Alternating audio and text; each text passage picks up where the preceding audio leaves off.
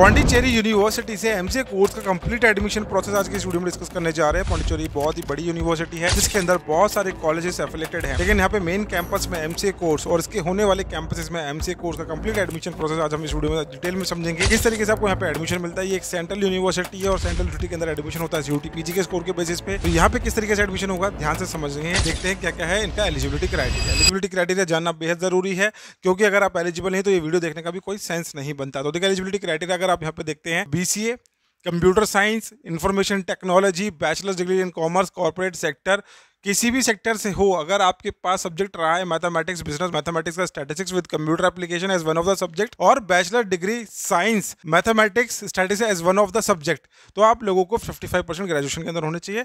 आप यहाँ पे एडमिशन के लिए अप्लाई कर सकते हैं। SC ST PWD के लिए यहाँ पे 5% का रिलैक्सेशन जो है मिल जाएगा। आगे बढ़ने से पहले मैं आप सबको बता देना चाहता हूँ, यहाँ पे एडमिशन लेने के लिए आपको CUT PG का एग्जाम देना पड़ेगा। वहाँ पे आप लोगों का कोर्स कोड लगता है SCQ P09, जिसके बारे में हम डिटेल में चर्चा करने वाले हैं। और SCQ P09 के बारे में आपको मैं क्यों बता रहा हूँ, क्योंकि इसी कोर्स कोड के एंट्रेंस एग्जाम की प्रिपरेशन से ही आपको यहाँ पे एडमिशन मिलेगा। चलिए मैं आप लोगों को एक बार बता भी देता हूँ किस तरीके से यहाँ पे आपको उनको देखना होता है। ये है आप लोगों की CUT PG की ऑफिशियल वेबसाइट।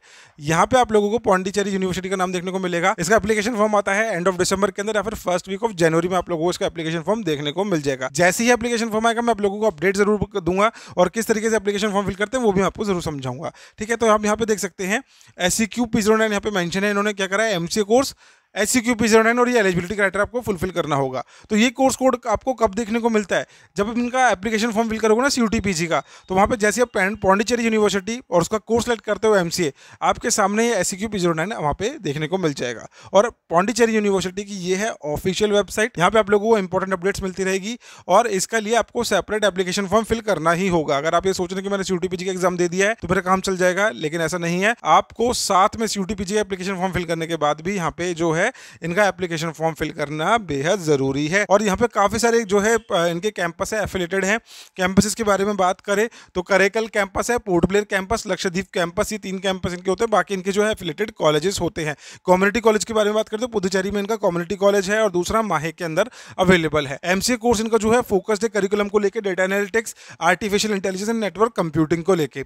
एडमिशन प्रोसेस को डिटेल में समझते हैं ताकि आप लोगों को आसानी हो जो भी चीज़ अभी तक हमने सुनी है उनको कंपाइल करने में। तो देखिए सबसे पहले आपको करना क्या है, CUT PG का एप्लीकेशन फॉर्म फिल करना, जो मैंने आपको वेबसाइट दिखाई थी। इसका फॉर्म आएगा दिसंबर एंड के अंदर। ठीक है, अब यहाँ पे एप्लीकेशन फॉर्म फिल करने के बाद वहाँ पे आपको पौंडीचेरी यूनिवर्सिटी का नाम डालना पड़ेगा। जैसे आप वहाँ पे MCA कोर्स सेलेक्ट करेंगे, आप लोगों को SCQ P09 की प्रिपरेशन करनी होगी। इसके एंट्रेंस एग्जाम के लिए आपको अपीयर करना है। एंट्रेंस के बाद आपको यूनिवर्सिटी के अंदर अप्लाई करना है एप्लीकेशन फॉर्म के लिए। देन वहाँ पे आपकी कट ऑफ रिलीज होती है।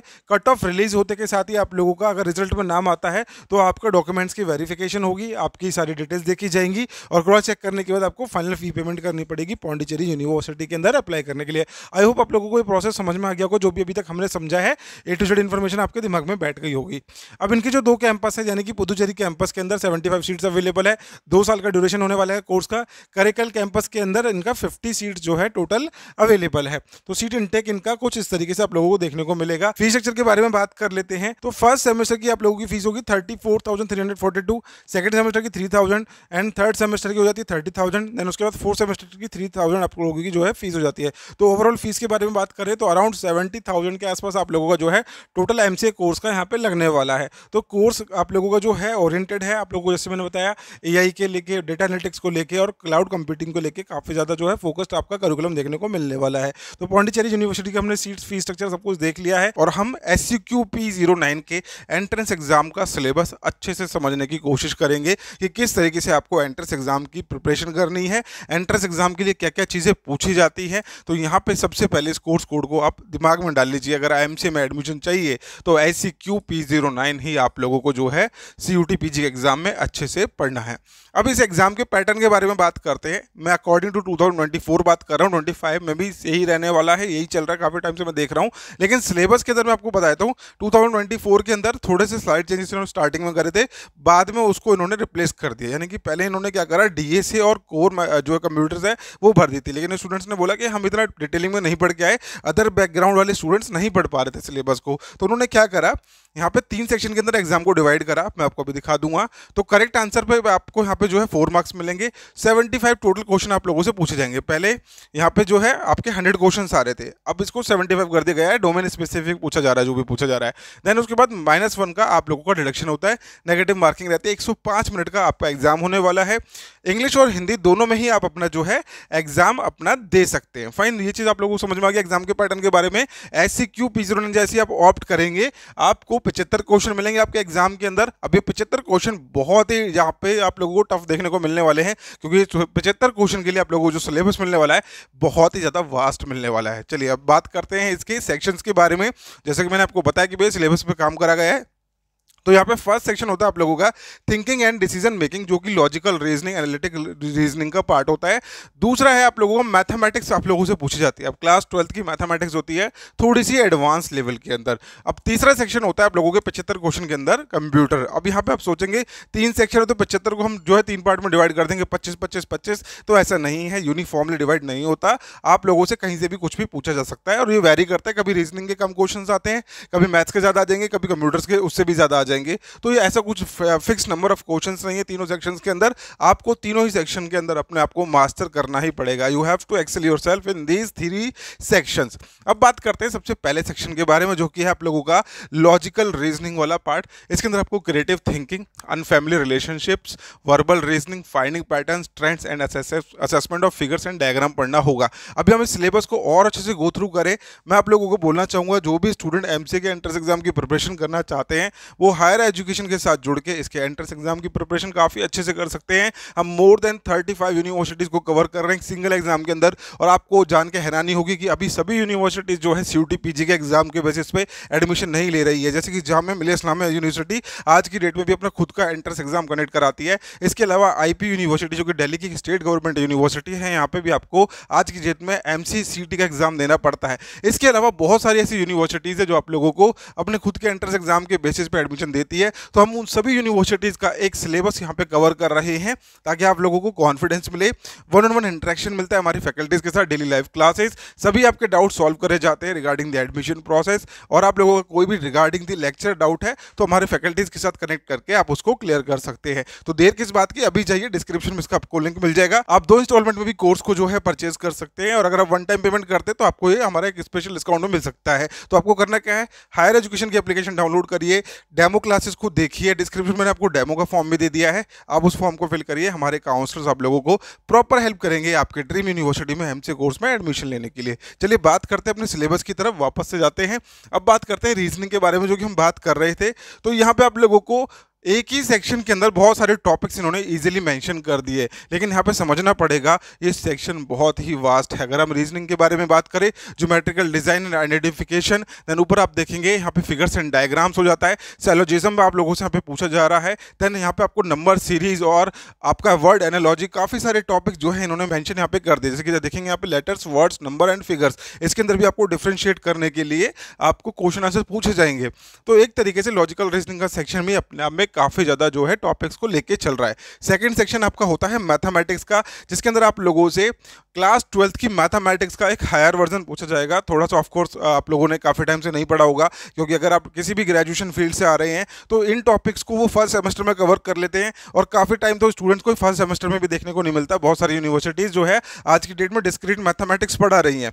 तो यहाँ पे आप लोग देखेंगे क्लास 12th की set theory, probability and statistics, algebra, coordinate geometry and calculus, जो कि बहुत सारे स्टूडेंट्स का फेवरेट टॉपिक होता है। जो स्टूडेंट काफ़ी जो अपना मैथ्स में इंटरेस्ट रखते हैं उनको ये इंटीग्रेशन डिफरेंशिएशन पढ़ने में बहुत ही मजा आता है। कुछ स्टूडेंट्स ऐसे होते हैं जिनको इंटीग्रेशन डिफरेंशिएशन में मजा नहीं आता, लेकिन उनकी कोऑर्डिनेट ज्योमेट्री काफ़ी स्ट्रांग होती है and probability again it's a very interesting topic. तो मैथमेटिक्स के अंदर आपको पढ़ना ही पढ़ना है। अगर आपने पहले मैथ्स पढ़ी है, नो मैटर कि आपने पढ़ी है अच्छे से, तब भी आपको एक बार दोबारा से इसको स्क्रैच से पढ़ना ज़रूरी है। अगर आपका नॉन मैथ्स बैकग्राउंड है तो भी हम आपको प्रॉपरली हेल्प करने वाले हैं। बिल्कुल ही स्क्रैच से आप लोगों को इसका सिलेबस जो है हम कवर करवाएंगे, ताकि आप लोगों को कहीं पे भी दिक्कत ना आए, आपको कॉन्फिडेंस फील होगा एग्जाम को लेके। क्योंकि बहुत सारे स्टूडेंट सोचते हैं यार 3 सेक्शन आ रहे हैं, इसमें से मेरा तो यार रीजनिंग तो मैंने पढ़ी नहीं पहले, और दूसरा मैंने मैथमेटिक्स को पढ़े काफ़ी टाइम हो गया, कंप्यूटर्स का मेरे को आता है। तो एक सेक्शन के भरोसे तो भैया आपका एग्जाम जो है क्लियर नहीं होने वाला। आपको तीनों सेक्शन के अंदर मेहनत करनी पड़ेगी। हर एक स्टूडेंट जो भी यहाँ पे देखेगा सेंट्रल यूनिवर्सिटीज़ के अंदर बहुत ही लिमिटेड सी सीट्स होती है। किसी सेंट्रल यूनिवर्सिटी के अंदर आपको 75 सीट्स मिलेंगी, किसी में 25 मिलेगी, किसी में 30 मिलेगी। और एमसीए करने से पहले जो भी स्टूडेंट बीसीए कर रहा है उसके लिए नंबर ऑफ यूनिवर्सिटीज़ प्राइवेट भी बहुत सारी है। तो यहाँ पे आप लोगों को देखना है कि अगर आपको सेंट्रल यूनिवर्सिटीज़ में अपनी जगह बनानी है, कम फीस में अपना एमसीए कंप्लीट करना है, आफ्टर एनआईटी अगर आप एक बेस्ट ऑप्शन देख रहे हो, तो आपको अगर ये सिलेबस देखने को मिल रहा है तो ये कहीं ना कहीं निमसेट के सिलेबस के कंपैरिजन में थोड़ा जो है आपका इजी सिलेबस यहाँ पे आपको देखने को मिल रहा होगा। अब बात करते हैं कंप्यूटर्स के बारे में। तो कंप्यूटर्स के अंदर आपके अगेन यहाँ पे भी अपने आप में 3 सेक्शंस दिए गए हैं, operating system, data structure and digital fundamental. ये 3 सेक्शन आप लोगों के कंप्यूटर्स में पूछे जाने वाले हैं। अब मैंने आपको स्टार्टिंग में बोला था कि भाई पहले क्या करा था, जब सिलेबस लेके आए तो इन्होंने डीएसए डेटा स्ट्रक्चर को बहुत ज़्यादा जोर दिया, उसी को बहुत बड़ा सेक्शन बना दिया था। बाकी इन्होंने जो हमारा बेसिक कंप्यूटर्स है उसको हटा दिया था।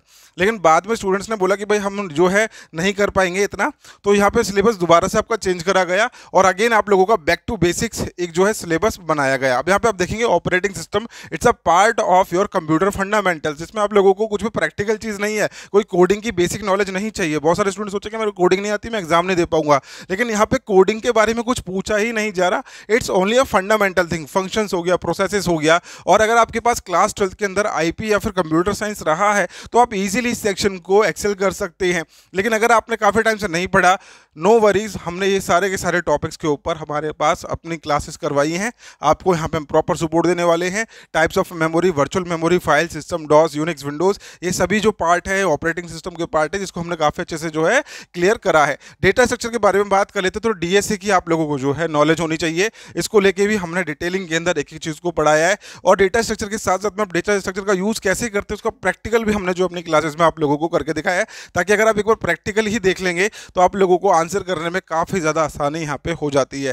डिजिटल फंडामेंटल के बारे में बात कर लेते हैं तो data types, number system, complement, fix, floating points, representation, error detection codes, ये मोस्टली आप लोगों ने देखा होगा क्लास 12 के अंदर आपको सीएस के अंदर या फिर आईपी में पढ़ाया गया होगा, जिसमें जो स्टूडेंट देखेंगे बूलियन अलजेब्रा, ठीक है, लॉजिकल गेट्स हो गया, नंबर सिस्टम कन्वर्जन हो गया, multiplex, registers, counters, memory units, ये it's a part of your digital fundamentals. Even मैं बोलूँगा यहाँ पर डिजिटल फंडामेंटल्स लिखा है, ऑपरेटिंग सिस्टम भी कहीं ना कहीं अपना जो है फंडामेंटल का ही एक पार्ट कहलाता है।